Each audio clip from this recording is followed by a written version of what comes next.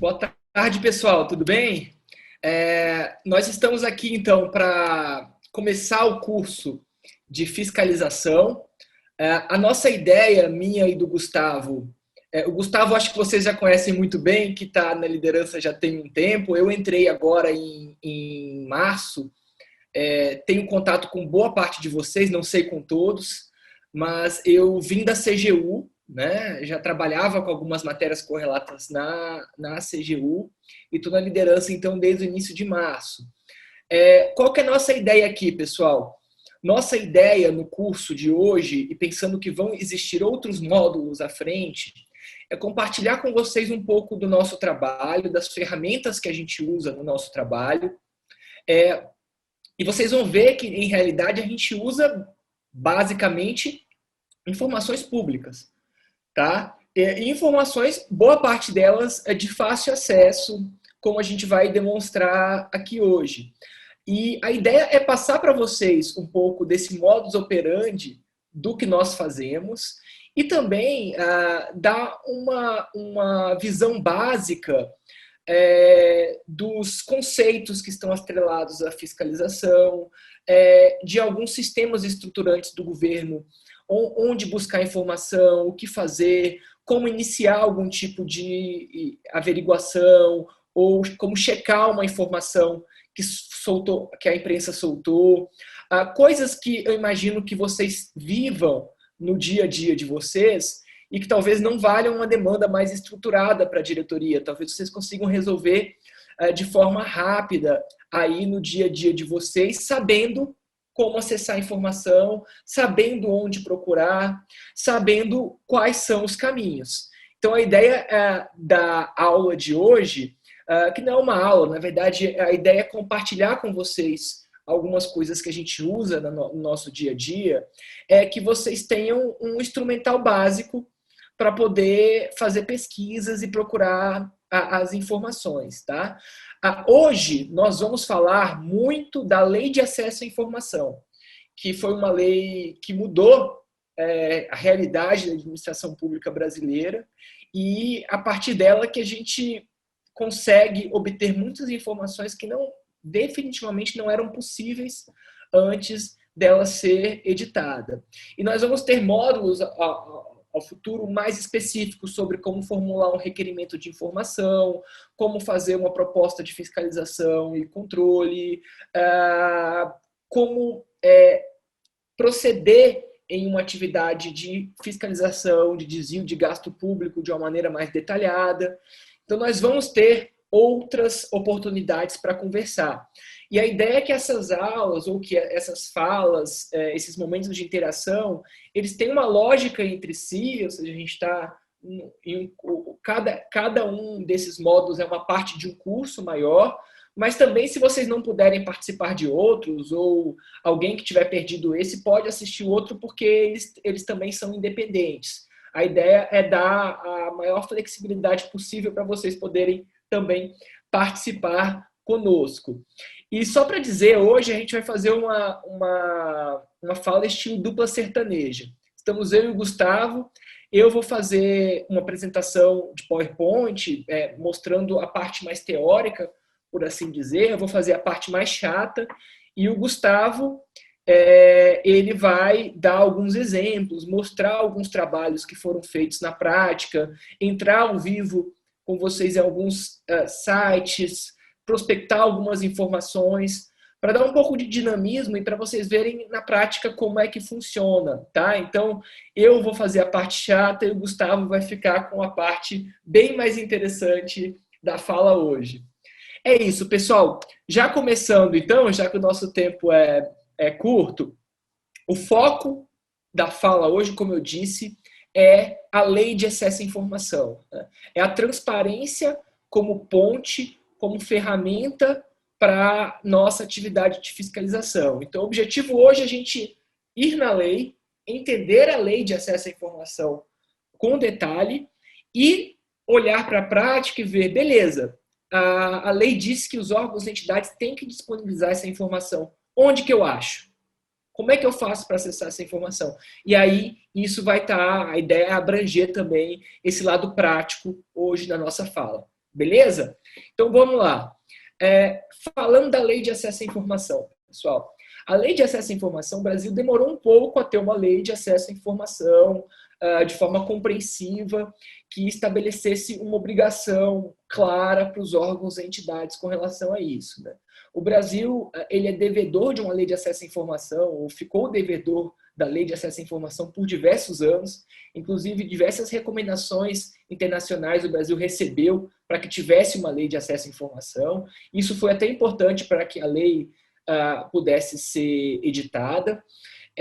E, finalmente, em 2011, foi aprovada a Lei 12.527,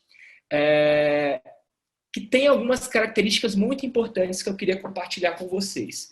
A primeira delas é o seguinte: qual que era o problema que a gente tinha à época, antes de 2011? O problema era o personalismo na administração pública, né? Um cidadão batia lá na porta, pedia uma informação. Para começar, ele nem sabia onde que ele pedia essa informação. Ele nem sabia para que e-mail ele mandava, ele nem sabia para que sistema ele acessava, ele não sabia com quem falava. Então, a comunicação, o canal de comunicação com a administração era aquele famoso quem indica, né? Você conhece alguém lá, tem mais chance de ter uma informação, você não conhece, não tem. Esse é um primeiro ponto, que a lei de acesso à informação veio para equalizar. E o segundo, e mais importante de todos, é que até então a informação era vista como uma posse do Estado, ou como algo específico, detentor, o agente público era detentor daquela informação. Existiam casos esdrúxulos, inclusive, de pessoas que saíam do órgão, levavam o computador e acabou. Eles levavam a informação, eles levavam tudo para casa, né? A informação não era entendida como uma informação pertencente à administração. Pior, ela não era entendida como a informação pertencente à sociedade, ao cidadão. O cidadão não era visto como o dono da informação. Ele era visto como um chato que eventualmente pedia alguma coisa que era do órgão ou, em última instância, do próprio servidor. E a lei de acesso à informação veio para mudar isso. Então, a partir da lei de acesso, ficou bem claro o seguinte: a informação custodiada pelo órgão ou entidade pública, ela, via de regra, ela é pública, porque a sociedade é dona daquela informação. Então, aquela informação é pública. Excepcionalmente, em casos muito bem regulados, e a gente vai falar um pouquinho hoje no final da nossa fala sobre o pedido de acesso, as razões para as negativas, mas as razões para as negativas não podem mais ser da cabeça do servidor. Né? Do tipo, não quero. O que esse cara vai querer fazer com a informação? Isso não existe mais. Então, para alguém negar uma informação, de duas uma.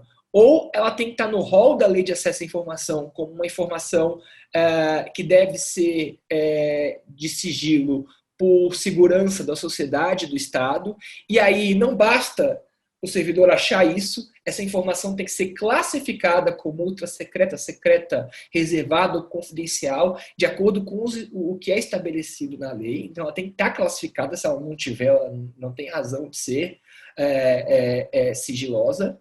Ou então, pode existir uma outra lei, uma lei específica de sigilo fiscal, bancário, enfim, que estabeleça que aquele tipo de informação ela tem algum acesso sigiloso. Mas isso tem que estar especificado da lei.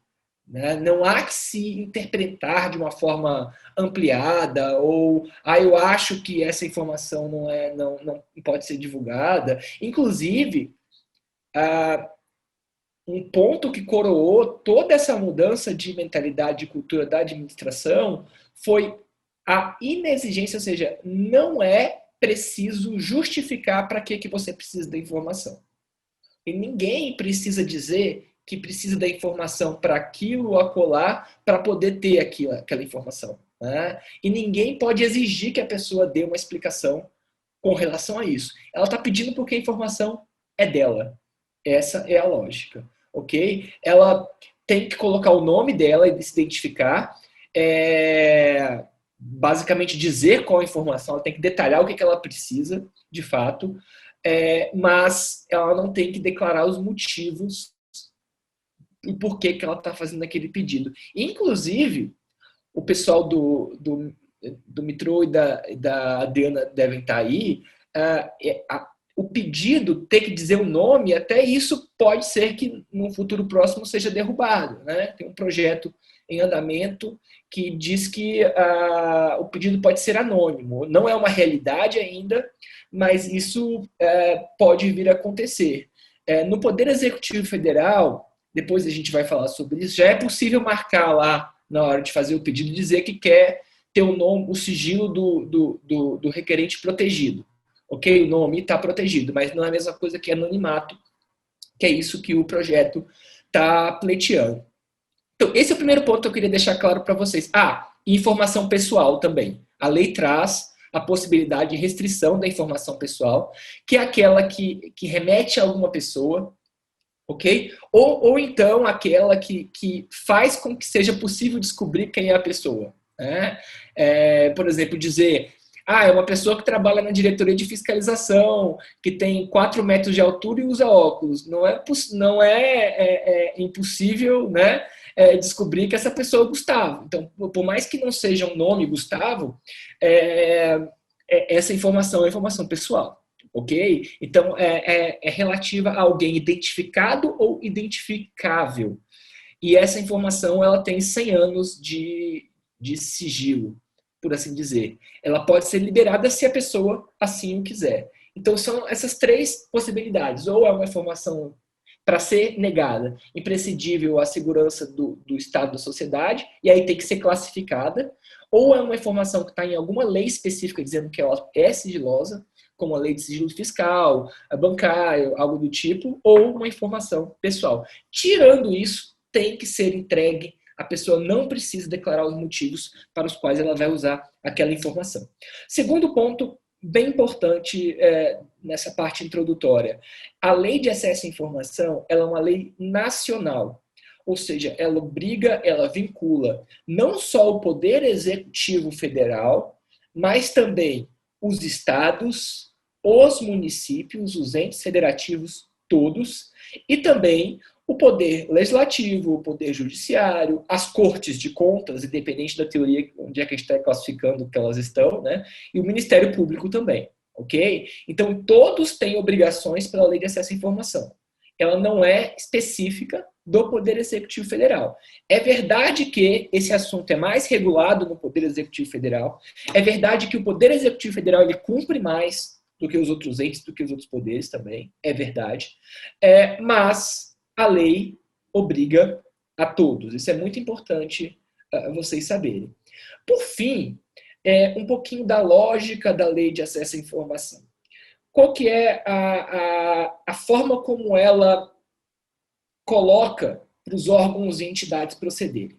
Seguinte, ela fala o seguinte, tem algumas informações que o legislador já entende que por serem de interesse geral, que por serem informações relevantes, que por serem questões específicas, questões inerentes ao próprio funcionamento da administração pública, que essas informações têm que estar obrigatoriamente publicadas, ok? Essas informações, elas têm que estar publicadas na internet ou em algum local de fácil acesso, independentemente de alguém pedir, ok? É o que se chama de transparência ativa. No artigo 8º da Lei de Acesso à Informação, a gente vai trabalhar muito esse artigo porque a gente vai passar hoje cada um dos incisos, o Gustavo vai dar exemplos sobre isso, tudo que está ali disposto tem que obrigatoriamente constar na internet, seja no site dos órgãos da entidade, seja algum site mais estruturante, como Portal Transparência, Plataforma Mais Brasil, alguns que a gente vai falar, painel de orçamento, enfim, a gente vai falar de alguns hoje. Essa informação tem que estar pública, independente da solicitação. E qual é a lógica do legislador? Que são informações que são de interesse geral. Então não faz sentido que o Estado tivesse que esperar alguém solicitar para entregar. Lógico que não tinha como tudo estar público, até porque se tivesse um excesso de informações, aí já começa a ter uma dificuldade de encontrar, né? Então tem uma parte das informações que, em que pese serem públicas, devam ser entregues para a sociedade, os órgãos e entidades não têm a obrigação de disponibilizar de forma proativa.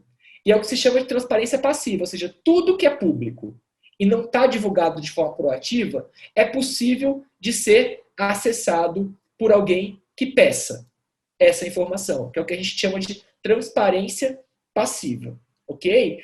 E a lógica é uma lógica evolutiva, tanto que a lei de acesso à informação, ela coloca vários incisos do tipo, olha, tem que ter a parte de despesa, tem que ter os processos licitatórios, os contratos, tem que ter informações gerais sobre os serviços prestados, tem que ter informações sobre as ações implementadas pelos órgãos, programas, as obras, tudo isso está lá especificado, mas o último item da lei de acesso à informação na parte de transparência ativa é justamente as perguntas mais frequentes da sociedade, ou seja, tudo que for perguntado com frequência na transparência passiva deve entrar na transparência ativa, o que tem lógica, porque se aquela informação ela é solicitada por muita gente quer saber, por que o Estado vai esperar ser solicitado? Ele tem a obrigação de já divulgar de forma proativa, tá? Então, essa é a estrutura da lei de acesso à informação.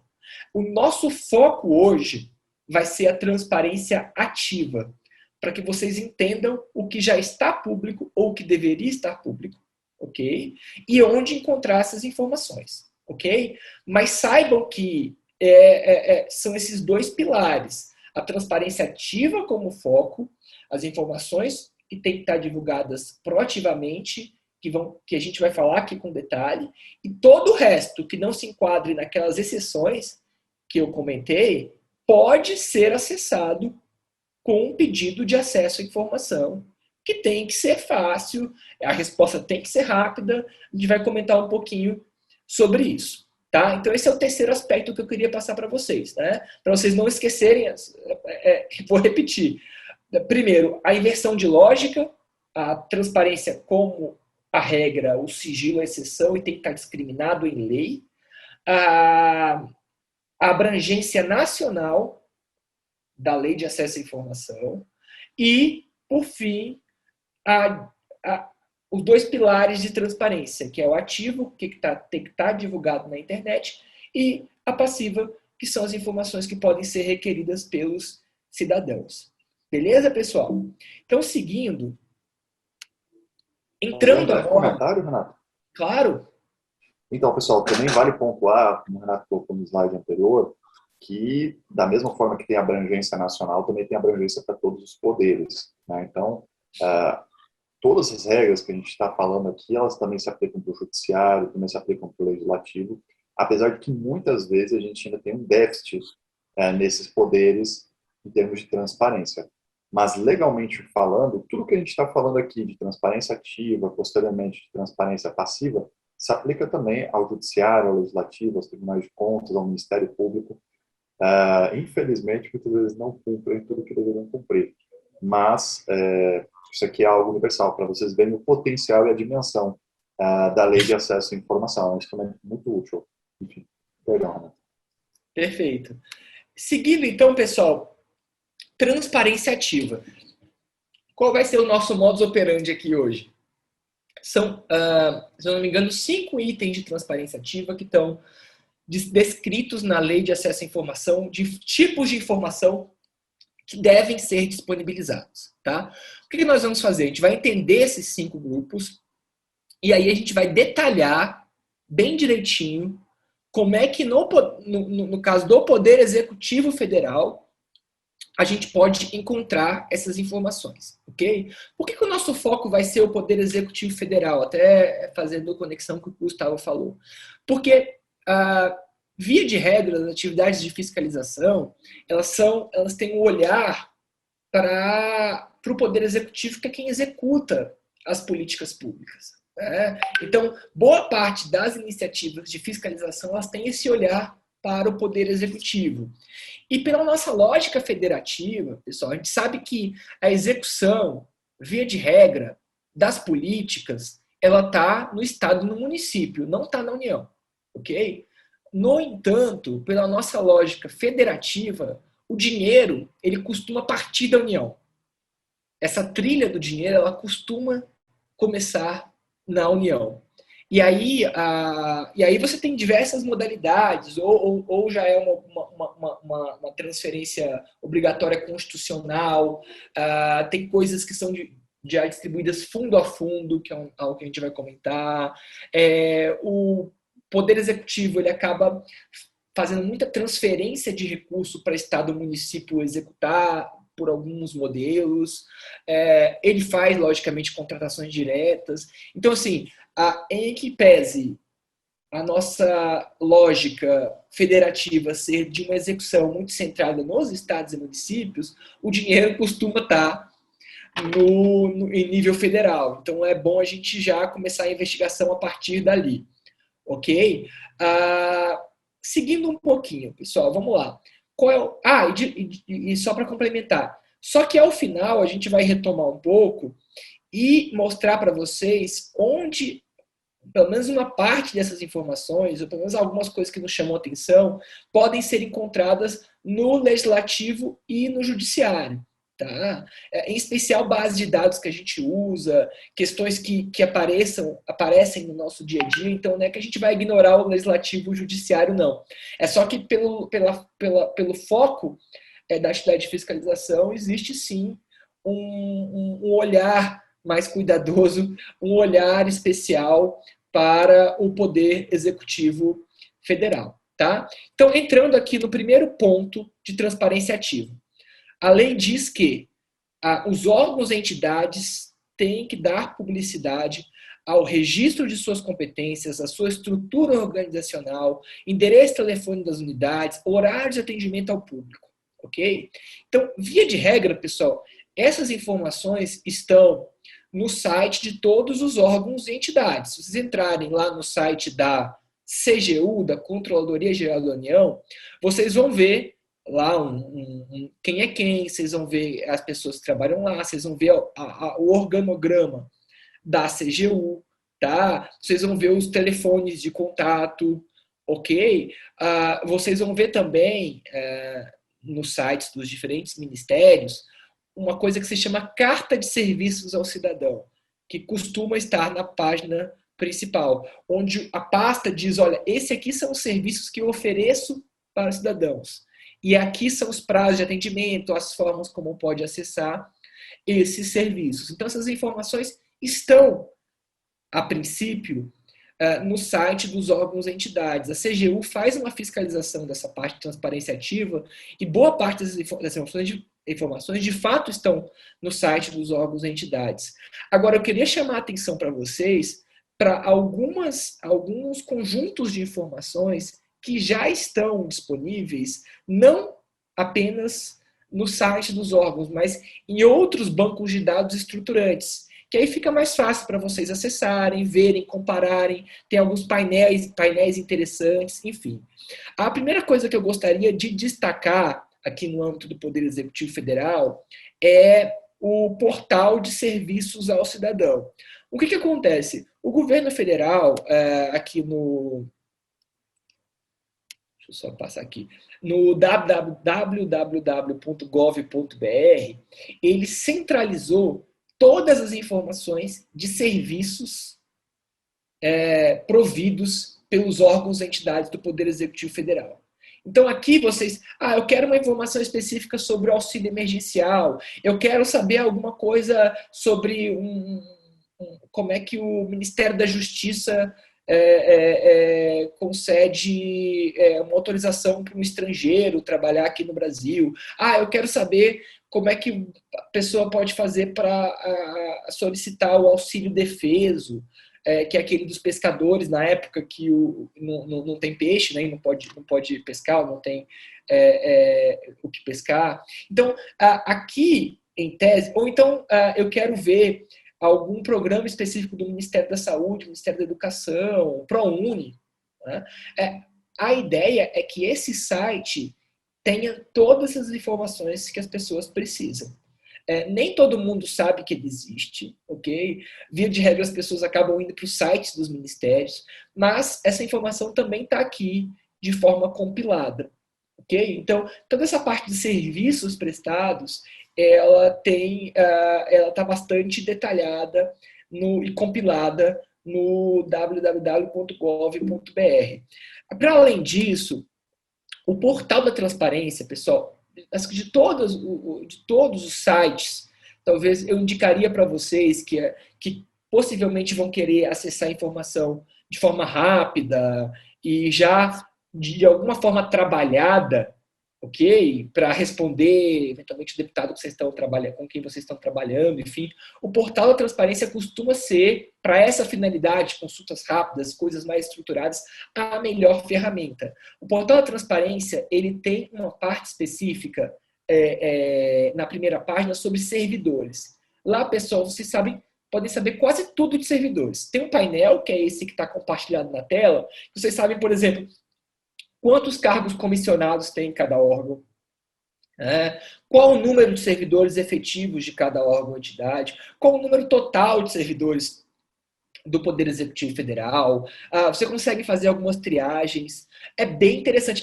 Quantas pessoas ocupam cargos comissionados que não têm cargo efetivo, ou seja, só tem um vínculo comissionado. Todas as informações vocês conseguem facilmente obter pelo portal Transparência. É muito rápido. Tá? Para além disso, vocês conseguem consultar no portal Transparência. Eu quero ver o salário do Renato. Eu quero saber se o cara vem da CGU, tá aqui, isso aqui. Eu quero saber quanto é que ele ganha, ok? Vocês conseguem, só botar meu nome, botar meu CPF, sei lá, se vocês tiverem, algo assim, do Gustavo, de qualquer pessoa. Na verdade, o Gustavo não, porque ele está no Legislativo, perdão. Mas de qualquer pessoa que tem uma vinculação com o Poder Executivo, vocês conseguem obter facilmente pelo portal da transparência. E aí nas consultas específicas, não no painel. Tá? Então, aconselho para esse tema de servidores, e é algo que tem muito, né, principalmente na discussão da CETASP, de algumas comissões, essa discussão é muito pujante, eventualmente sai uma notícia sobre os servidores, tem muito comissionado, tem muita vinculação política, vocês conseguem facilmente fazer uma pesquisa, uma busca por aqui, ok? Algo bem interessante também, na plataforma Mais Brasil, que é gerida pelo Ministério da Economia, que já foi planejamento, que já foi 1000 nomes, vocês conseguem saber todos os órgãos e entidades existentes. Okay? Essa lista está lá, detalhada, com o nome. Isso é importante porque muitas vezes a gente perde a dimensão de quantos órgãos e entidades existem. A gente está num processo, ainda que muito lento, muito mais lento do que a gente gostaria, de desestatização, né? Então, alguns estão sumindo. Esses dias, por exemplo, a Companhia Docas do Ceará, ela não existe mais, por exemplo, né? Então ela saiu do rol. Então, aqui vocês conseguem ver o cadastro de todos os órgãos e entidades existentes na administração pública, ok? Gustavo, passa a palavra. O Gustavo vai dar um exemplo específico desse item para vocês entenderem melhor. Passa a palavra para ele. Perfeito. Pode interromper o compartilhamento, Renato? Sim, claro. Perfeito, pessoal. Vamos lá.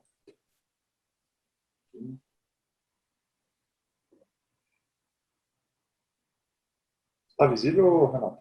Está visível.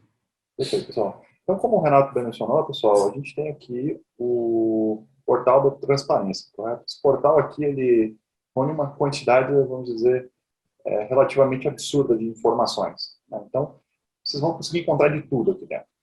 Vocês vão ver aqui, começa auxílio emergencial, benefício cidadão, cartão de pagamento, convênio, despesa, receita, emendas parlamentares, viagens a serviço, mas aqui a gente vai focar em específico em servidores, né?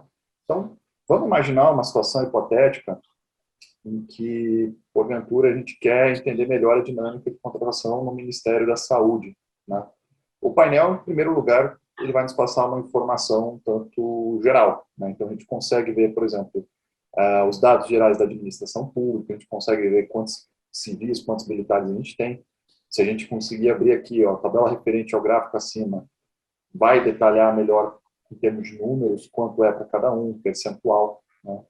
Então, tem um conjunto de informações aqui, né? Pois bem, a gente quer ver o Ministério da Saúde. A gente chegou aqui no painel, os painéis normalmente são interativos. Clicamos aqui, a gente vai conseguir ver mais ou menos como é que é a distribuição dentro do Ministério da Saúde. A gente vê que 87% dos funcionários é vinculado diretamente ao Ministério, enquanto os demais estão vinculados às subunidades dele, ou unidades vinculadas. Seria, no caso, a Fundação Oswaldo Cruz, a Fiocruz, Fundação Nacional de Saúde, a FNS, Agência Nacional de Vigilância Sanitária, Agência Nacional de Saúde Suplementar e, enfim, outras infinitas unidades que existem no Ministério da Saúde. Né? Aqui a gente consegue, da mesma forma, verificar uma tabela com o vínculo desses servidores em termos numéricos, em termos percentuais. Então, a gente consegue ver uma série de detalhes aqui. Então, dando seguimento, a gente consegue ver aqui também um gráfico em específico que mostra a comparação de cargos, funções de confiança. Né? Vocês veem aqui que um ponto bem fora da curva é o Ministério da Educação, que justamente por conta das universidades federais tem uma quantidade abismal de servidores, né? Eles também têm uma série de mecanismos de contratação um pouco diferentes dos demais órgãos federais. E, enfim, temos aqui infinitas informações. Né? Agora, vamos àquilo que interessa, que é uma consulta detalhada. Né? Aqui no topo da tela, a gente clica consulta detalhada e a gente vai poder verificar o nome de todos os servidores, todos os funcionários do Ministério da Saúde ou de qualquer outro órgão que a gente tiver. Então, vou começar aqui em específico com um nome que agora está bem em voga. Né? A gente está falando dessa questão da Covaxin, e em específico um nome que ganhou relevância é o nome do Luiz Ricardo Miranda, o irmão do deputado Luiz Miranda. Ele é servidor de carreira do Ministério da Saúde e aqui a gente vai conseguir consultar alguns dados sobre ele. Né? Na busca livre a gente pode colocar o nome do servidor. Né? Então, eu vou colocar aqui Luiz Ricardo Miranda. Dei o Enter, consulta. Então, está aqui na planilha errada. Não é com S não o nome dele? Não, está certinho. Certo.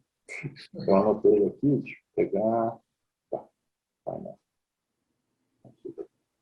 Certinho. Eu tinha colocado com Z, Renata? Sim, acho que é aí mesmo.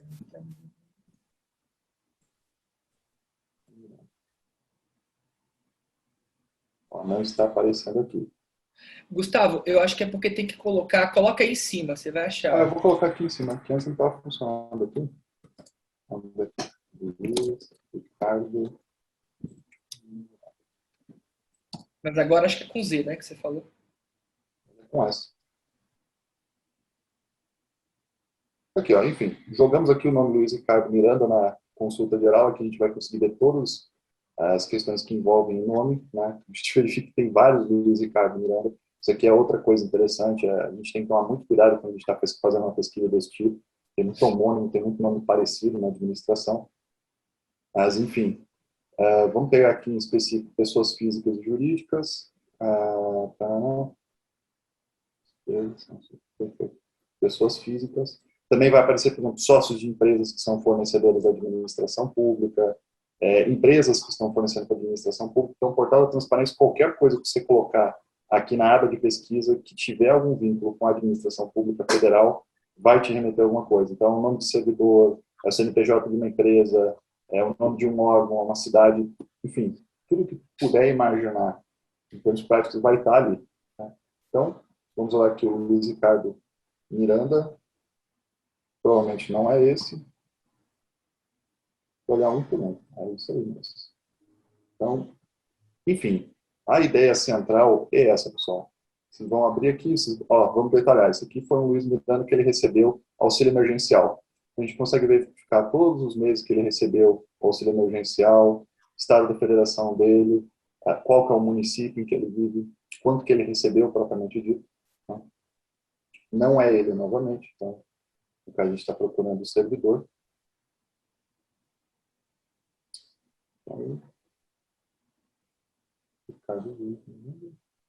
Enfim, a ideia central é essa, pessoal. Não estou conseguindo achar o irmão do deputado Luiz Miranda com 17 homônimos. Aí, perfeito. Passaram o nome certinho aqui. O Vitor nos salvou. Então, jogar o nome dele completo aqui. Opa, Luiz Ricardo. Luiz.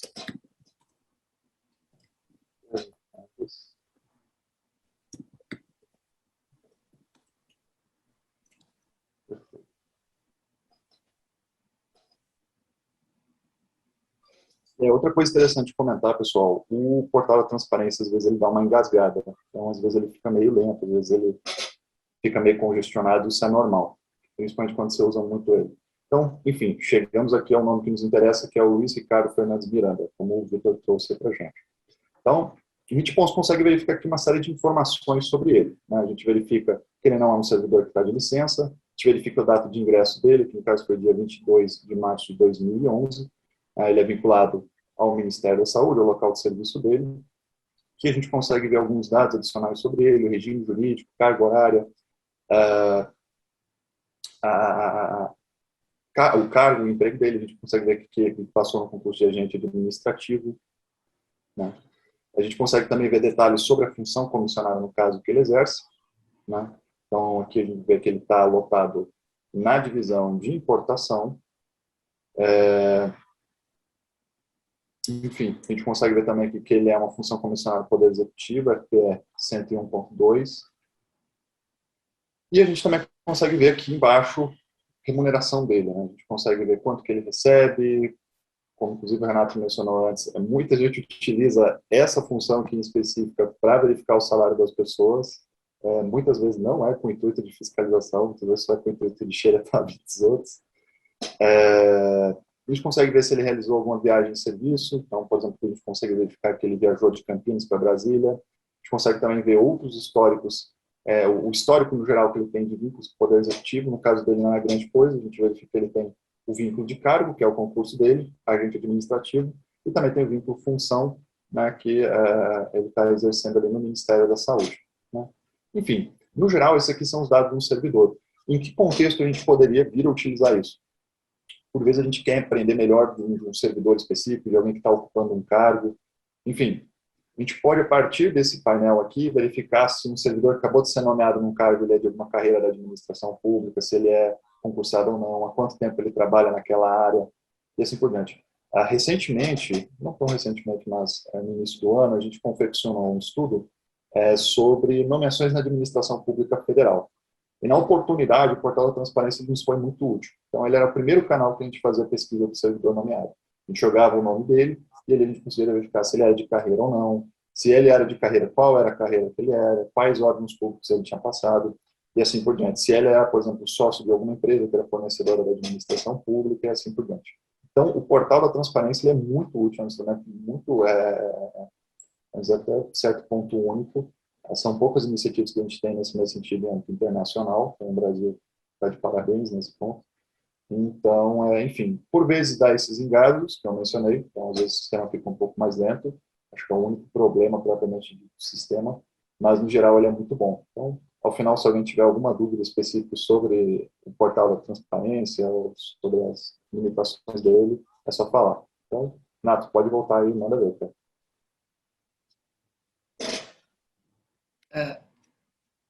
Pessoal, acho que uma dica importantíssima que Gustavo mencionou, mas assim, a gente brinca que quando a gente fala, vocês vão esquecer 90% das coisas, ou 80% das coisas que a gente falou aqui nas próximas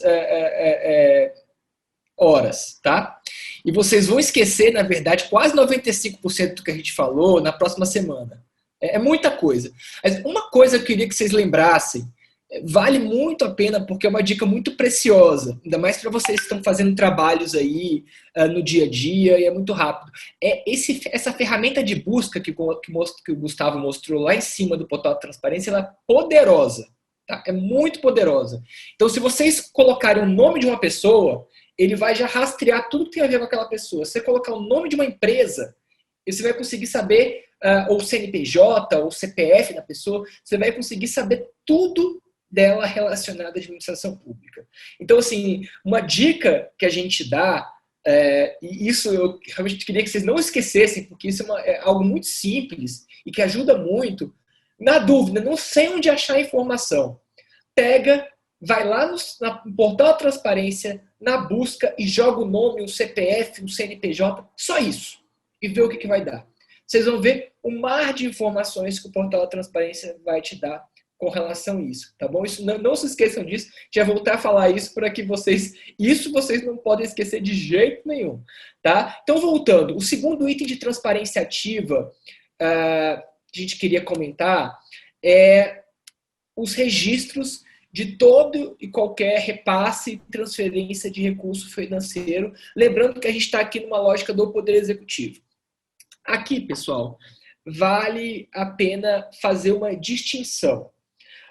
Uma coisa é a relação de um órgão ou entidade do Poder Executivo Federal com uma empresa privada que ele está querendo um serviço ou comprando um produto. Tá? Dessa relação entre o órgão ou entidade federal com uma empresa privada, estrito sensu, dali você pode ter uma contratação.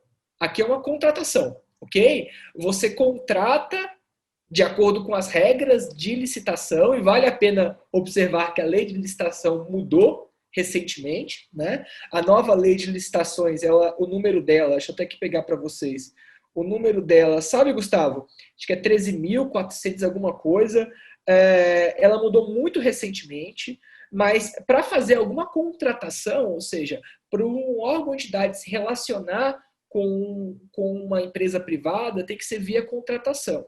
Agora, para um órgão ou entidade federal se relacionar com o Estado, com o município e muitas vezes com uma organização sem fins lucrativos, aí você começa a ter a figura dos convênios, ok? Que são acordos de vontade.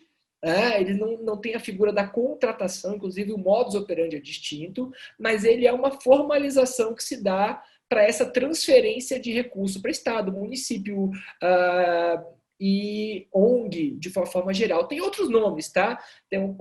Eventualmente pode ser um termo de parceria, se for como OCIP, que é uma qualificação de uma ONG, que tem alguns requisitos para receber algum recurso, mas a ideia desse tipo de instrumento, que não é o contrato, é que você está tratando com duas partes que estão objetivando o interesse público. Okay? Seja porque são públicas, ou seja porque elas são subvencionadas, ou porque elas realizam atividades de cunho público, ou de interesse público. Tá bom? Então, nesse ponto específico, a gente está falando muito na figura de transferência de recurso, e o convênio é a palavra que chama atenção aqui. Ok? A gente tem outras formas que nós vamos até detalhar aqui, mas a figura central aqui que a gente está falando é a do convênio. No portal da transparência tem um painel específico de convênios. Lá vocês vão ver, por exemplo, vocês conseguem ver o tipo de conveniente. Aí, se vocês olharem na tela, vocês vão ver. Aí a gente está falando de administração pública estadual, Distrito Federal, municipal, ou seja, são os maiores convenientes. Boa parte dos convênios realizados pelo Poder Executivo Federal são com estados e municípios, ok? Mas a gente tem também outras modalidades, e eu chamo a atenção para as entidades sem fins lucrativos, que são outras também, que têm uma participação interessante aqui nos convênios. E muitas vezes, esses recursos são passados sem o mesmo critério, ou sem o mesmo detalhe de um instrumento contratual. Então, é até um red flag, uma coisa de atenção para a gente, porque as ONGs, via de regra, elas não têm a mesma estrutura societária, a mesma estrutura de organização que uma empresa, ok? E elas gerem muitos recursos públicos, tá? E o instrumento que se dá, em geral, é o convênio. Então, no portal da transparência, a gente consegue detalhar bastante isso. Indo um pouco adiante, no portal da transparência, a gente consegue também saber, que eu acho que é algo importante para o dia a dia de vocês, os municípios, estados, quem recebeu, para quem foi transferido o recurso federal.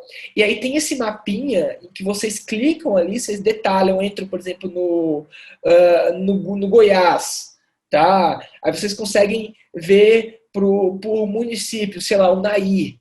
E aí vocês conseguem ver quanto de recurso foi, em qual tipo de modalidade, enfim. E aqui a gente consegue ver a monta do recurso, né? Quanto mais escuro, quanto mais verde escuro, mais recursos esses estados e municípios recebem. Isso é uma coisa interessante também. Não necessariamente esse volume vai estar condizente com a estruturação, o tamanho, a população daquele estado ou município, lembrando que tem também muito, entre aspas, direcionamento de recurso, muita coisa é feita via emenda parlamentar, que é algo que a gente vai falar mais adiante, enfim. Então, eventualmente, você tem algum estado ou município que recebe mais recurso e não necessariamente ele tem uma população maior. Pode ter algum critério para isso, ok? Técnico, mas pode ser também algum tipo de lobby de algum deputado ou mesmo algum tipo de privilégio ou de direcionamento do próprio Poder Executivo Federal, por algum motivo político, pode ser, ok? Mas aqui, essas são todas hipóteses, até ilações, mas o que eu quero dizer é que vocês conseguem detalhar aqui e ver direitinho o município que recebeu, quanto recebeu, o montante, enfim, a que título recebeu. Algo bem relevante também, e aí entrando um pouco na nossa seara do legislativo, é o seguinte, e até fazendo uma diferenciação, tá? O que acontece? Uma coisa são as emendas estrito sensu. O que eu estou chamando de emenda parlamentar estrito sensu?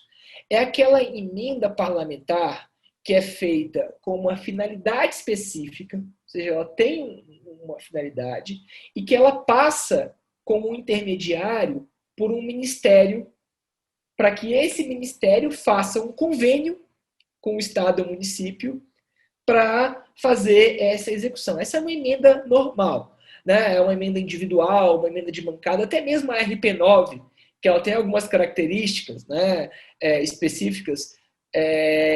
Até mesmo ela, a emenda de relator, a gente sabe a finalidade para o qual aquele recurso está sendo direcionado, ok? E a gente tem o ministério como a parte interposta, ou seja, tem um convenente, um ministério que faz um convênio com o estado ou município. E o ministério, ele pode até, em algumas situações, acabar não fazendo esse convênio, não apesar da despesa de ser vinculado, pode ser que tenha algum problema aí nesse meio do caminho, ok? Mas o ministério é a chave para a gente entender esse percurso no caso das emendas. E aqui, no portal da transparência, a gente consegue ver as emendas por setor, a gente consegue ver o ministério que é responsável, esse ministério é importante. Ele também tem um papel de fiscalização desse recurso. A CGU também tem um papel de fiscalização. Tá? Com relação à RP9, emenda de relator, a diferença dela para as outras é que esse processo de indicação, quem é o deputado ou o senador que indica, ele é meio nebuloso. Ele entra nesse rol do relator, a gente não tem muita transparência sobre isso. Mas na parte de execução, ela é muito parecida. Ela precisa de um ministério, tem uma finalidade específica. E no portal de transparência, a gente consegue obter muita informação sobre isso. Uma outra coisa, e essa eu queria destacar para vocês, porque chama muita atenção do ponto de vista da fiscalização, porque ela foi uma alteração constitucional relativamente recente, e ela muda muito em termos de lógica de execução, são as transferências especiais. As transferências especiais, elas se diferem muito dos outros tipos de emenda, por diversas razões. Né? A principal delas, as duas principais, vamos colocar assim, são, primeiro, enquanto uma emenda ela tem uma finalidade definida, ok? Ela tem um escopo, é para construir uma escola no município tal, assim, assim, para favorecer as crianças da região, sei lá. A transferência especial, ela é só um dinheiro que você manda para o Estado e município, ele executa como ele quiser, de acordo com as políticas públicas que ele tem endereçadas, ok? É quase que um cheque em branco que você dá para um Estado e município. Há uma flexibilidade aí? Há uma maior velocidade? Sim, isso é um aspecto positivo. Mas também você não tem muita a noção do que aquele dinheiro está sendo direcionado para, ok? E a segunda diferença, que é a mais relevante de todos para o nosso olhar aqui de fiscalização, que dificulta muito o nosso trabalho, é o seguinte: as transferências especiais elas não passam pelo Ministério. Não tem um Ministério conveniente, ok? Não tem um convênio. As transferências especiais é tipo você joga para a conta, o deputado ele joga para a conta do Estado e município o valor tal. É assim que funciona, ok?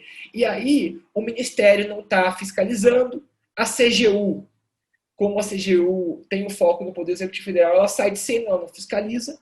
Né? E aí você tem o TCU, que deveria fiscalizar, e também você tem os tribunais de contas estaduais e municipais, que a gente sabe que não são tão estruturados. Tá? Então, as transferências especiais são uma modalidade importante, que eu entendo assim, não sendo tão técnico, eles estão no rol de emendas, ok? Mas elas são um tipo de emenda muito específica, e que a gente sempre tem que estar de olho, porque elas têm características muito peculiares. Tá? E sobre as transferências especiais, a gente consegue achar o valor, quem é o parlamentar que direcionou e para qual município que foi, estado que foi agraciado, por meio da plataforma Mais Brasil.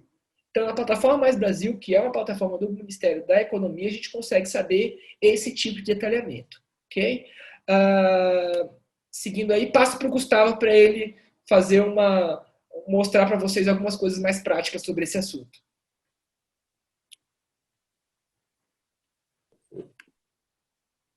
Vamos lá.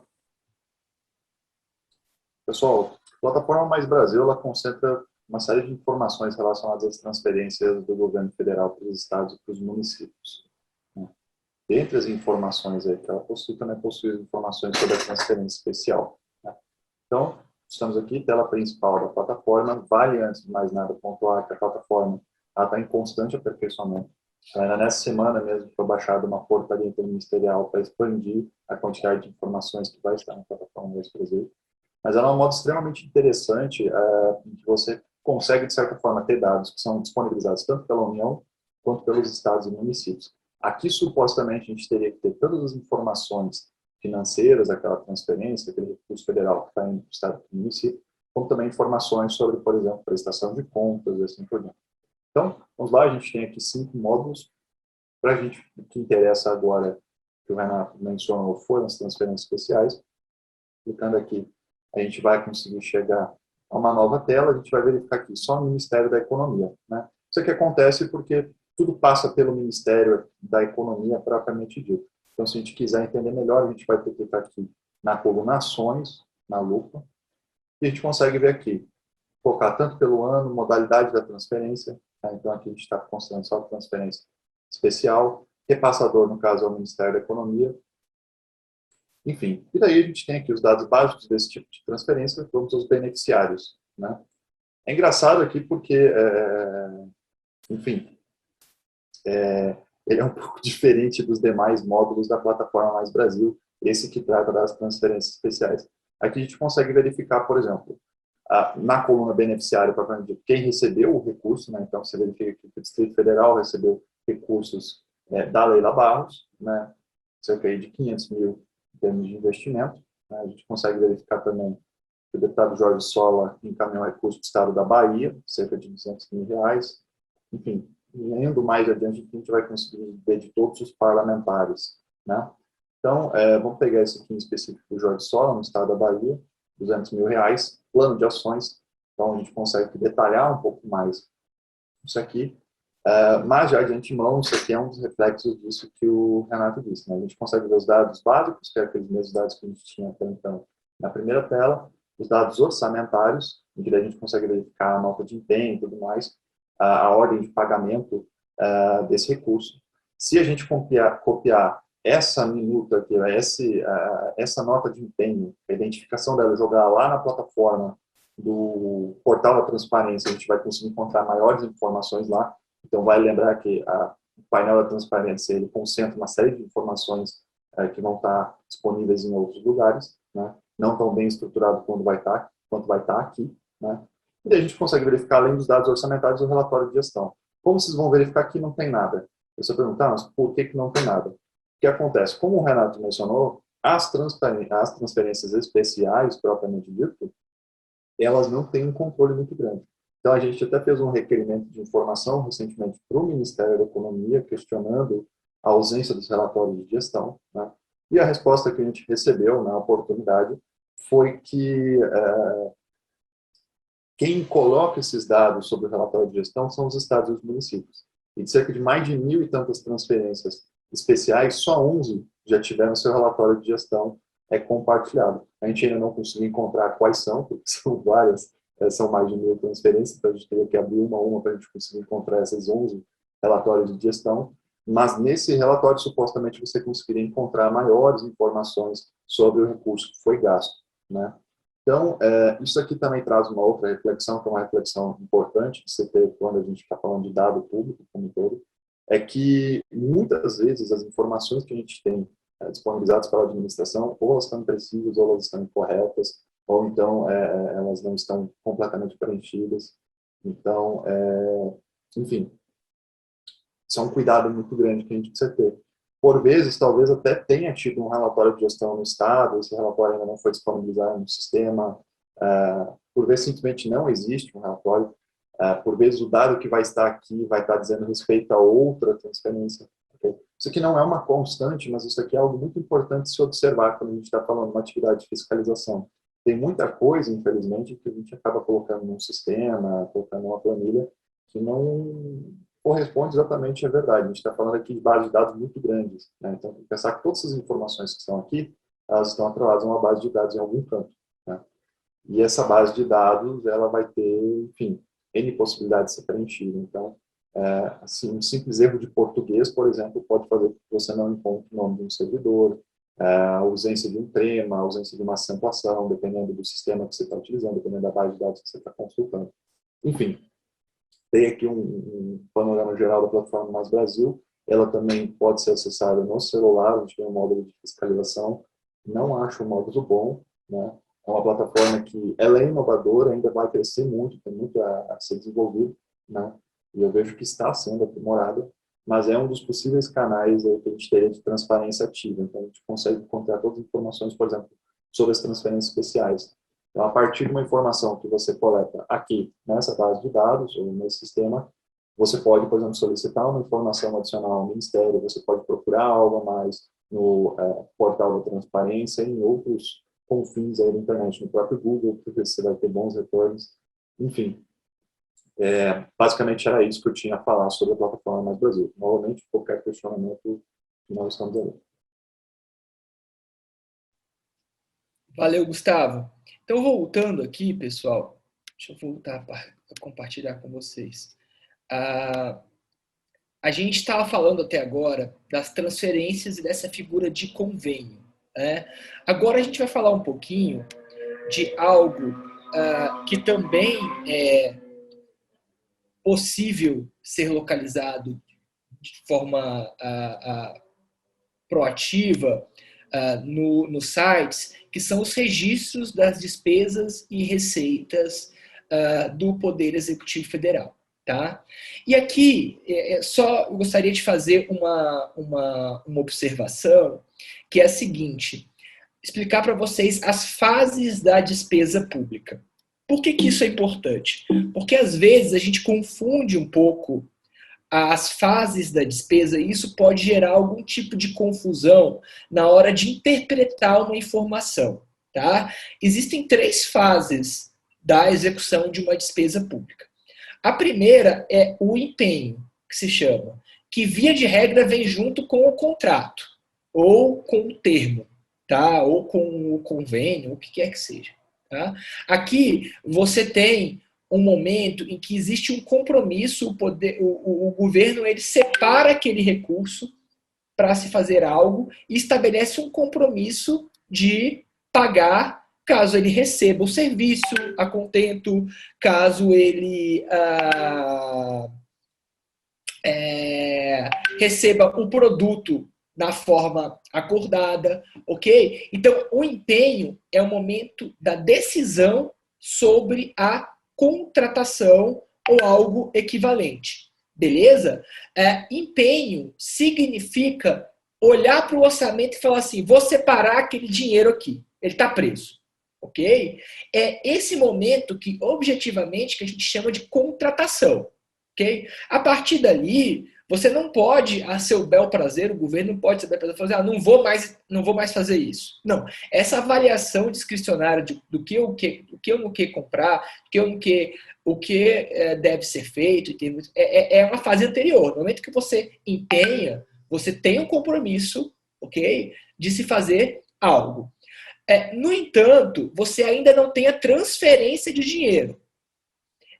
Pela lógica do poder público, você não pode, algo que é muito comum no setor privado, você não pode pagar antecipado para receber depois. Isso não existe. Ou seja, no poder público, você só pode transferir dinheiro depois que você tem o serviço executado, depois que você tem a via de regra, tá? Tem algumas exceções, a lei de licitação agora trouxe algumas exceções. Mas, via de regra, você só pode transferir recurso no momento em que você tem o serviço executado ou que o produto foi entregue nas qualificações exigidas, que é o que a gente chama de liquidação, que é a segunda fase da despesa. É o momento que algum agente público verifica se aquilo está na qualidade ou da forma que foi acordada. Essa é a segunda fase. Só com a liquidação que você tem o efetivo pagamento, que é a terceira e última fase. No entanto, vejam só, a partir do empenho, você já tem um compromisso. A partir do empenho, aquela despesa já está alocada. É com o empenho que você tem, via de regra, o instrumento do contrato. Então, só para exemplificar para vocês, essa história da Covaxin que surgiu agora, né? Aí o governo está querendo sair agora do campo, dizendo que não contratou, eu não recebi. Isso não condiz com a realidade. Sim, foi contratado, houve um contrato assinado entre as partes, ok? Você teve um empenho, ou seja, o dinheiro estava preso lá no orçamento para isso. O que não aconteceu nesse caso da Covaxin, de fato, é que a empresa não cumpriu o estabelecido, não entregou as vacinas. Como ela não entregou, não teve a segunda fase, que é a fase da execução de despesa, que é a liquidação, muito menos o pagamento. Então, nesse caso específico da vacina Covaxin, você não teve desembolso de dinheiro. De fato, não teve. Mas não quer dizer que não teve contratação. Teve sim.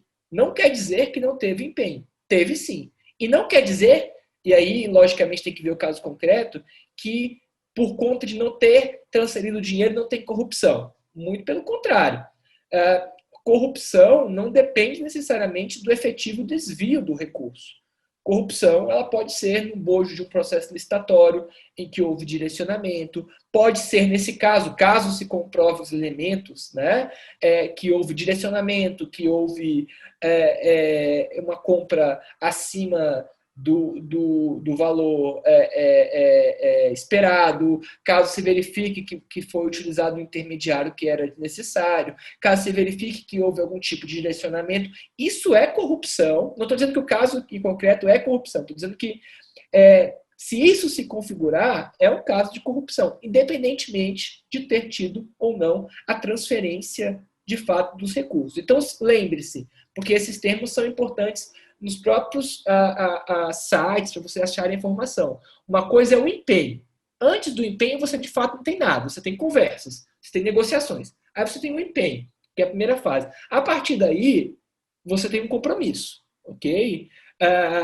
O segundo é a liquidação. A liquidação é quando você vê, o agente público vê que o produto foi entregue, verifica as condições, verifica que está tudo certinho, ok? E você tem a terceira fase, que é a fase de pagamento. Então, essa confusão, essas tecnologias podem gerar alguma confusão para vocês no dia a dia. Né? Você fala, o governo gastou tanto com tal coisa. A história lá do leite condensado. Aí, o gastou é o quê? É o empenho? O empenho é no momento que ele se planejou e separou, já fez a contratação e separou o dinheiro para isso. Desculpa. Antes disso, de receita e despesa. Uma coisa é você separar no orçamento um valor tal para isso. Você está ainda numa visão orçamentária, ok? A segunda é você olhar para o orçamento e falar assim, vou reservar um dinheiro para isso. Que aí já entra na execução da despesa que eu empenho. Outra coisa é, como eu disse para vocês, o efetivo pagamento. Então tem que ter muito cuidado, porque às vezes sai a notícia, o governo gastou tanto. Tem que ver se foi o quê? Porque no orçamento dizia que aquilo estava previsto, então acho que tem que ter cuidado. Aí o governo endereçou tanto no orçamento para isso, não quer dizer que ele comprou. Aí o governo chegou a empenhar. Se ele chegou a empenhar, de fato ele contratou. O termo correto é contratou, mas não necessariamente ele desempenhou. Aí vocês podem entrar, e o Gustavo vai mostrar um pouco para vocês, vocês podem entrar em algum módulo para ver os desembolsos. E aí, sim, a gente pode dizer com certeza, o governo gastou, desembolsou tanto com aquele tipo de produto, com aquele tipo de serviço. De novo, os instrumentos principais nessa categoria são o portal de transparência. O portal de transparência, pessoal, de novo, tem muita informação. Tem os painéis, que são bem relevantes. Se vocês jogarem lá qualquer nome, vocês vão achar muita coisa. Mas aqui vocês veem, por exemplo, as despesas por favorecido, né? Quais foram as entidades empresariais favorecidas com essa despesa da administração pública federal. Vocês conseguem ver por área, né, ministérios, as despesas de cada um dos ministérios, enfim, portal transparência, o painel, ele traz muita informação. Outra coisa que sempre é quente, sai notícias sobre isso, os cartões de pagamento, pessoal.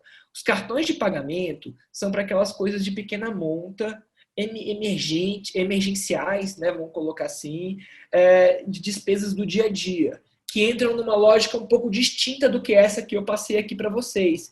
Então, o cartão de pagamento, ele também está muito atrelado ao uso da presidência, muitas vezes tem sigilo envolvido, enfim.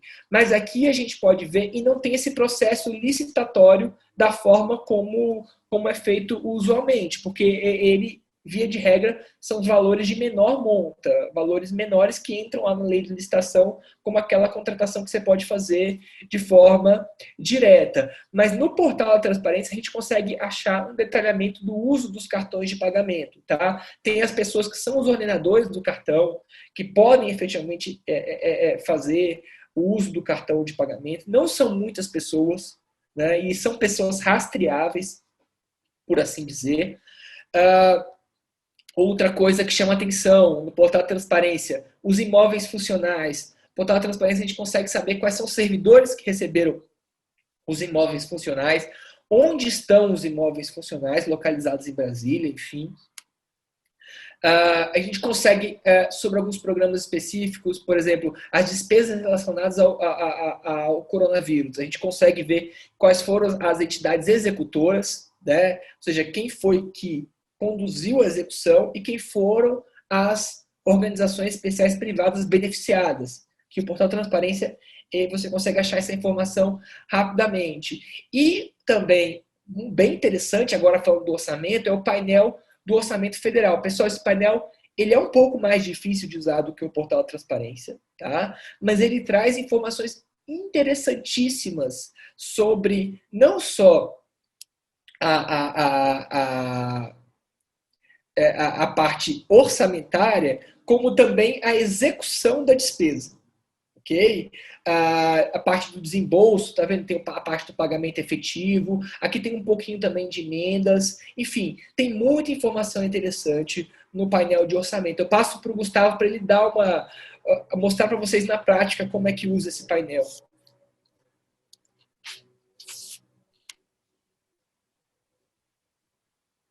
Desculpa. Perfeito, então, pessoal, vamos lá. Então, vamos novamente para a tela. Pessoal, vocês estão aqui com a tela do painel do Orçamento Federal. Esse painel ele extrai dados do Sistema Integrado de Orçamento e Planejamento. Então, basicamente, tudo que a gente puder imaginar de orçamento federal vai estar dentro desse painel de alguma forma. Okay? Então, a gente tem aqui vários módulos, vocês podem consultar posteriormente se tiver interesse, dados do Covid, tem despesas com tecnologia da informação, enfim, dados sobre as emendas individuais. Vale aqui pontuar que é dados sobre as emendas individuais, propriamente dito, então não tem dados específicos das outras emendas. Tá? Então, por exemplo, a gente não consegue ainda consultar quem foi que indicou o recurso da emenda de relator, assim por diante. Né? O que seria uma possível saída, seria algo interessante em termos de transparência para o próprio governo federal. Mas vamos lá, consulta livre. Esse aqui é o módulo que a gente vai usar na demonstração. Okay. Nele a gente consegue verificar uma série de informações interessantes que vão nos dar um norte e nos permitem analisar até certo ponto o andamento das políticas públicas no Brasil. Tá? Então, vocês vão ver que a gente tem infinitos tipos de filtros, são, enfim, vocês podem colocar aqui o ano, a esfera de poder, órgão orçamentário, vale aqui pontuar que a gente tem todos os dados de todos os poderes, então a gente tem Ministério Público Federal, a gente tem todo o Judiciário, enfim, tudo aquilo que for federal, propriamente dito, vai estar aqui dentro, Câmara, Senado, enfim. A gente consegue ver a função orçamentária, propriamente dita, a subfunção, enfim, eu não vou entrar em cada um desses detalhes, porque isso daí é muito mais interessante para quem opera propriamente dita a parte de orçamento. Então, eu vou utilizar aqui algumas coisas um pouco mais gerais que nos permitem, enfim, ter uma noção básica de alguma coisa em específico. Então, vamos lá, a gente está falando muito atualmente das emendas de relator, né? Um dos vários filtros aqui que a gente poderia utilizar é o filtro chamado resultado primário. O resultado primário, de forma, vamos dizer assim, mais simplista, seria basicamente a origem do recurso, qual que é a fonte do recurso, né? Então, vocês veem aqui que a gente tem uma série de resultados primários e a gente tem a RP9, né, que é a emenda de relator, que ela consta como primária discricionária, decorrente de emenda de relator geral apelou, excluídas de ordem técnica, considerando o cálculo do resultado primário. Enfim, a gente vai selecionar ele, em termos de para a gente conseguir aplicar esse filtro, né? E a gente também aqui, para a gente conseguir, digamos, fazer um trabalho puxando o passado, vendo o que aconteceu no passado, sendo de relator, a gente também aqui vai colocar no filtro ano os outros anos. A gente vai verificar aqui 2020, a gente consegue colocar, 2019 a gente vai tentar colocar e não vai conseguir, porque na época ainda não existia emenda de relator. Enfim, a gente pode tentar colocar todos os outros anos aqui, ainda não vai aparecer justamente que a emenda de relator é algo recente. Então, a gente só vai conseguir encontrar dados em 2020 e 2021. Fechou isso, a gente vai para o passo 2, aqui em cima, selecionar os campos. Ao selecionar os campos, a gente vai colocar o nível de detalhamento que a gente quer. Então, vocês veem aqui que o default é o órgão orçamentário, a ação. A gente vai colocar aqui a unidade orçamentária, que é para a gente conseguir especificamente ver qual que foi o órgão. Em vez de ter sido só o Ministério da Saúde, foi na Fiocruz, foi para o DENIT, foi para o DENOPS, enfim. Vamos colocar aqui também a questão da função, né? Dá para colocar a natureza da despesa, dá para colocar, enfim, fonte, subfunção, resultado primário, que a gente já está usando como filtro, né? Grupo de despesa, plano orçamentário, enfim. E daí aqui embaixo a gente também pode ver os dados. Pode deixar mesmo o padrão aqui, que é considerar todos os dados. Dados do projeto de lei inicial, dotação atual, valores empenhados, valores liquidados, valores pagos. Então, fechou isso, a gente vai para visualizar os resultados, e daí a gente vai ter acesso aqui a uma planilha com todos os dados relacionados aos gastos da administração pública federal, as despesas da administração pública federal, que foram custeados com as emendas de relator, né? Então, se a gente apertar aqui o botão direito, isso a gente costuma utilizar muito na diretoria, a gente pode enviar esses dados para o Excel, né? Então fica um pouco mais fácil de trabalhar, né? Vocês vão ver aqui que em termos de descrição, por exemplo, um dos dados interessantes que a gente consegue verificar que 2020 teve emenda de relator que passou pela presidência da República, por exemplo, uma coisa que na dotação orçamentária desse ano não existe a previsão, mas em específico, daí falando da unidade orçamentária, passou pelo Instituto Nacional de Tecnologia da Informação. Isso foi utilizado em uma ação envolvendo a gestão do Sistema Nacional de Certificação Digital, de infraestrutura, enfim. Ele vai me explicar exatamente aqui o que em tese aquele dinheiro foi utilizado, né? No caso dessas emendas de relator, vale aqui a gente pontuar que da mesma forma que a gente tem algo um tanto específico, como foi esse caso do recurso que foi para a presidência da República, a gente tem descrições genéricas, e muitas vezes é aí que mora o problema. Então, a gente tem, por exemplo, fomento ao setor agropecuário. Quando eu falo de fomento ao setor agropecuário, eu posso falar tanto da compra de um trator, quanto da compra de fertilizante, enfim, qualquer coisa que eu consiga imaginar, de alguma forma se encaixa em fomento ao setor agropecuário, né? Então, são descrições genéricas, são ações genéricas, propriamente dito.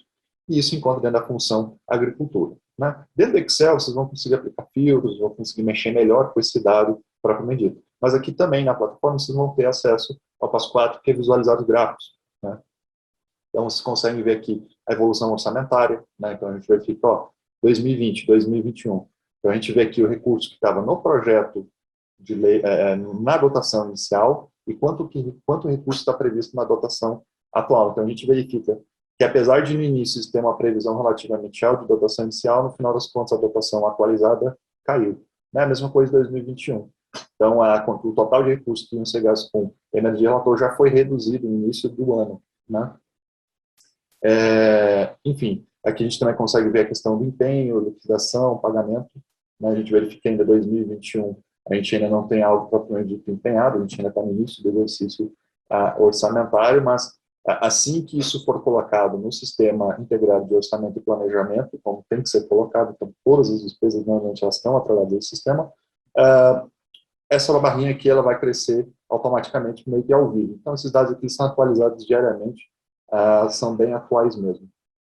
Enfim, então vocês podem fazer N coisa aqui dentro. Outra possibilidade, talvez, seria, no início do ano a gente estava discutindo a questão do meio ambiente, o Ricardo Salles trouxe a questão de se aumentar as despesas, na questão de fiscalização ambiental, a gente poderia verificar isso aqui também, verificar quantos recursos foram, por exemplo, para a área de saúde, quanto recurso foi para a área de meio ambiente, assim por diante. Tudo utilizando esses filtros aqui. Vocês vão ver que de início ele é um negócio um pouco não intuitivo, né? Então, apesar de qualquer coisa que você for colocar aqui na aba de pesquisa, ele for te remeter aos possíveis filtros, tem coisas que não são tão visíveis, principalmente quando você está mexendo pela primeira vez. Então, se eu colocar aqui educação, vocês vão ver, ó, tem a função educação, daí tem todas as subfunções da educação, que é educação infantil, educação de jovens e adultos, educação básica.